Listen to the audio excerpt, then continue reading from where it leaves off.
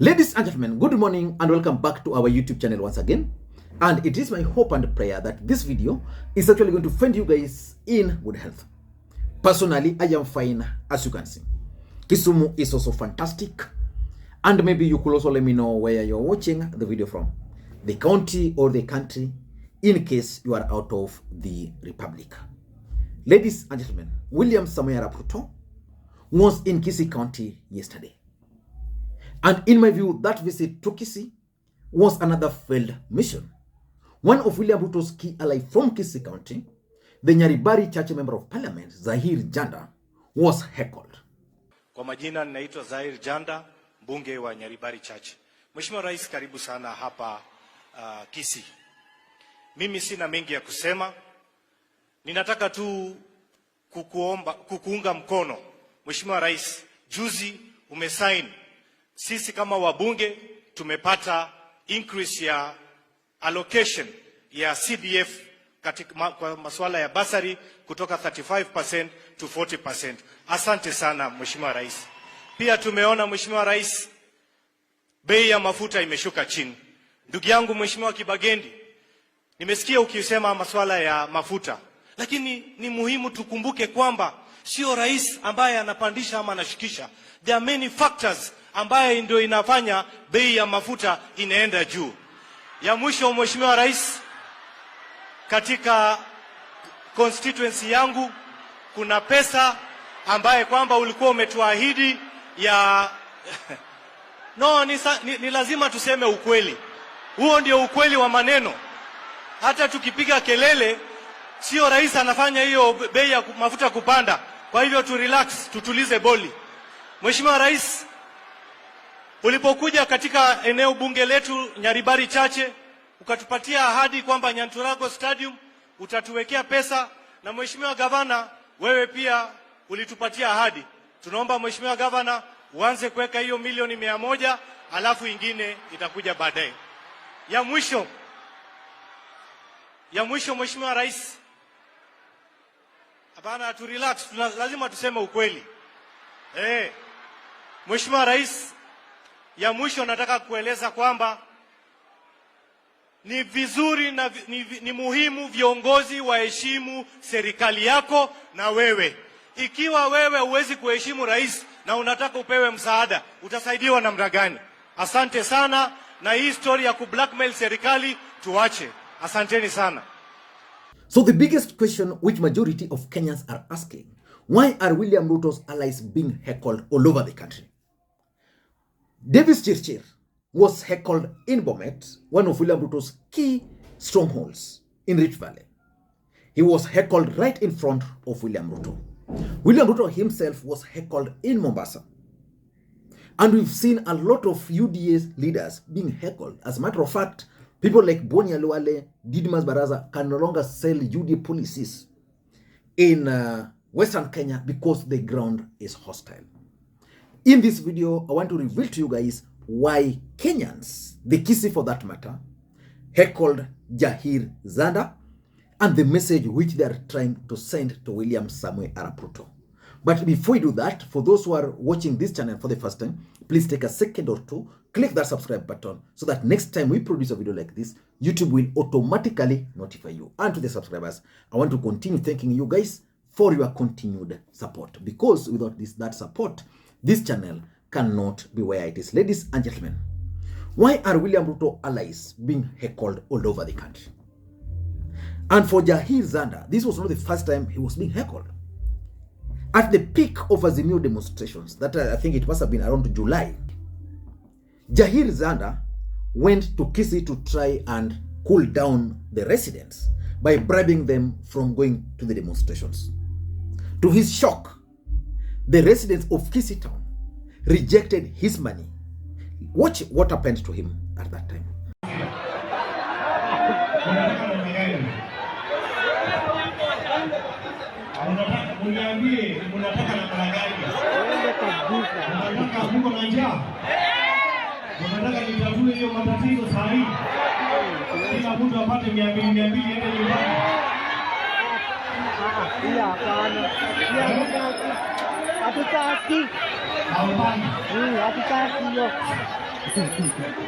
Hawa wanasema hawataki. Hatutaki. Sawa. Mimi nitaenda huko kwa vijiji nitapatiana pesa.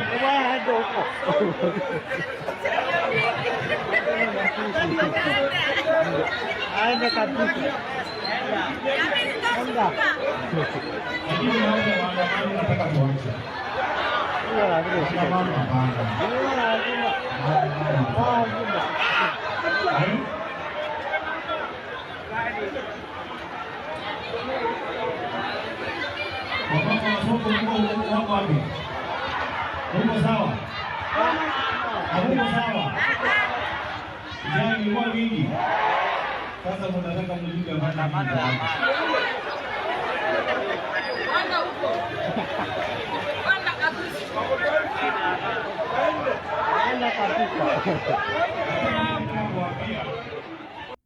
Ahead of this event, there was serious attempt by the UDA leaders from the Kisii region to bribe the residents of the Kisii community to attend that rally. There were videos, there were photos of people like Osoro, people like Jaheer Jhanda giving people money to attend the rally. In fact, their expectations were that after bribing the people like Simba Arati were actually going to be humiliated.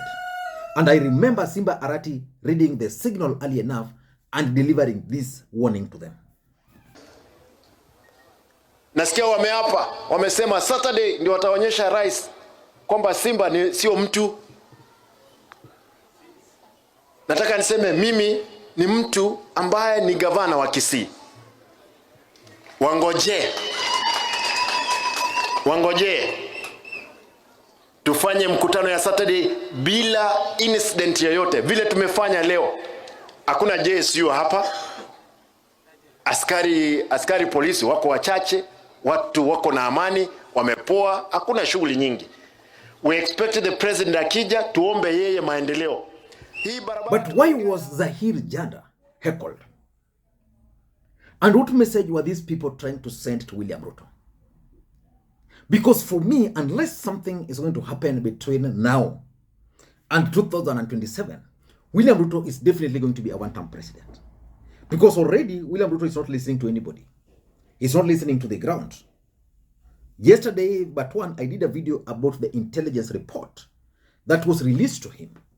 But from William Ruto's statement yesterday, I don't think he's ready to learn. Why do you think Jaheer Jhanda was heckled? Number one, he was heckled the moment he tried to defend William Ruto on the cost of living.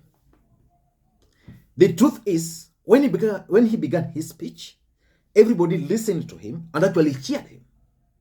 But the moment he now changed to exonerating William Ruto from the cost of living, that's when the hell broke loose. Listen into his introductory part and you'll understand that people were actually cheering him. Kwa majina ninaitwa Jaheer Jhanda, mbunge wa Nyaribari Chache. Mheshimiwa Rais, karibu sana hapa Kisii. Mimi sina mengi ya kusema. Ninataka tu kukuunga mkono. Mheshimiwa Rais, juzi umesign. Sisi kama wabunge tumepata increase ya allocation ya CDF kwa masuala ya basari kutoka 35% to 40%. Asante sana Mheshimiwa Rais. And then the heckling began the moment he started saying this. Tumeona Mheshimiwa Rais, bei ya mafuta imeshuka chini. Ndugu yangu Mheshimiwa Kibagendi, nimesikia ukisema masuala ya mafuta. Lakini ni muhimu tukumbuke kwamba sio rais ambaye anapandisha ama anashukisha. There are many factors ambaye ndio inafanya bei ya mafuta inaenda juu. Ya mwisho Mheshimiwa Rais, katika constituency yangu kuna pesa ambaye kwamba ulikuwa umetuahidi ya no, ni lazima tuseme ukweli. Huo ndio ukweli wa maneno. Hata tukipiga kelele, sio rais anafanya hiyo bei ya mafuta kupanda. Kwa hivyo tu relax, which means the cost of living is actually going to be one of the key agenda, which is definitely going to shape the 2027 election. So it's going to depend how William Ruto is going to navigate this whole idea of cost of living. Because he can no longer blame Uhuru Kenyatta, he can no longer blame Raila Odinga. Sio kama tunaelewana. Hata nyinyi mmenipigia makofi, nashukuru sana. Hata askofu amenisifu, amesema nimeanza kuteremusha bei ya mafuta. Si ndio? Haya, mwingine hapa amesema umeteremusha kiasi kidogo, teremusha zaidi. Si namna hiyo? Lakini mimi nataka niwaambie, lazima niwaambie ukweli. Bei niliwaambia last month bei ya mafuta itakuja chini. Si ndio? Imekuja chini. Nawaambia tena mwezi ujao bei ya mafuta itakuja chini. Lakini msinipigie makofi kwa sababu hakuna kazi mimi nimefanya ndio bei ya mafuta ikateremuka. I did nothing. Hakuna kazi nimefanya askofu. Umenisaidia tu kunipigia makofi bure. Hakuna kitu mimi nimefanya. Kwa sababu hii bei ya mafuta sio mimi napandisha na kuteremusha. Kuna watu wengine wako na oil huko ndio wanatuletea bei kila mwezi. So ile kitu tu mimi nawatangazia ni wale ambao wanatoa hii mafuta wamepunguza bei.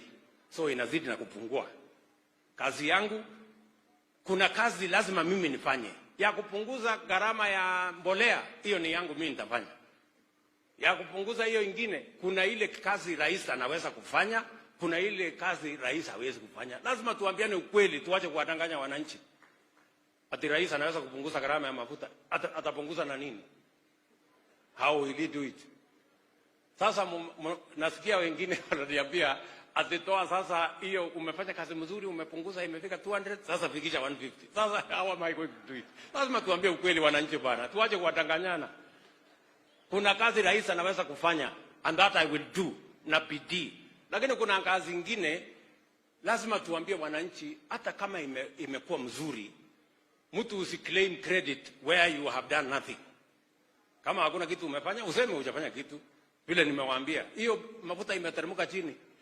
Hakuna kitu nimefanya. Msinipigie makofi kwa sababu makofi yenu haiwezi kusaidia. Sijui kama tunaelewana. Ile kazi mimi najua nitafanya. Mimi nitapanga hii kazi nyingine yote. And the Kenyans are now telling anybody who is trying to exonerate William Ruto that is he's the main guy. He's the cause of the cost of living.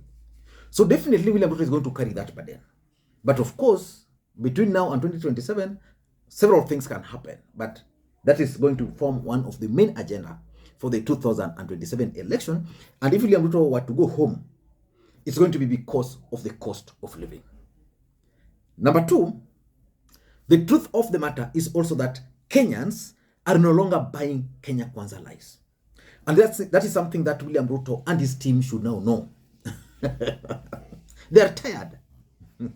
Yeah? Because why would Jaheer Jhanda explain to Kenyans that William Ruto is not the cause of the cost of living? While when William Ruto was campaigning, he blamed the cost of living, or the cost of fuel for that matter, to be very specific, on Raila and Uhuru. And he told the Kenyans that immediately he was going to put the Bible down, pop, he was going to bring it down. But what happened? Immediately William Ruto took over. The first thing he did was to remove the subsidy. The moment he removed the subsidy, the cost of fuel shot immediately by 30 shillings. Then after that, because he was claiming that Raila, Uhuru, blah, blah, were eating that subsidy. So if he removed it, it means the government was now getting it. So Kenyans expected government to generate enough taxes from those subsidies. Then immediately that happens, he embarked on increasing the VAT on fuel from 8% to 16%. Now, how can Jaheer Jhanda, a member of parliament, who was instructed by William Ruto to vote for that bill, then go to the people and exonerate Kenyans, and exonerate Ruto? That's what Kenyans are telling him. No, we can no longer buy those lies. We know where the problem is. If Ruto were to reduce or to remove the VAT from 16% to say 8%, it will be done. And that's why I strongly believe that 2027 election will be so easy for the opposition if they are organized. In fact, sometimes I try to advance the candidature of Kalonzo Musyoka on this platform. Then I wonder, why should I advance someone who is not doing anything? Where is Kalonzo Musyoka, for example? Where is he? Have you seen Kalonzo Musyoka in the last 2 weeks? He was not even in Bungoma for the burial of Lawrence Sifuna. He was not even there. He's not even organizing his team to respond, because the cost of living is a very big thing which can bring this Kenya Kwanza down. So that's number 2. Number 3, the ground has shifted and the ground is now hostile for Kenya Kwanza. That is the fact. Because I'm imagining a president going to Kisii. If that thing had happened to Nyanza, today the Luos would be insulted everywhere. Yeah, but now the president is in Kisii, which voted almost 50-50, and his members of parliament cannot be allowed to speak. The opposition MPs and the governor are the ones receiving the cheers. So it means the ground is shifting or drifting further away from Kenya Kwanza. And I don't know where William Ruto is going to get the numbers. I'm not so sure.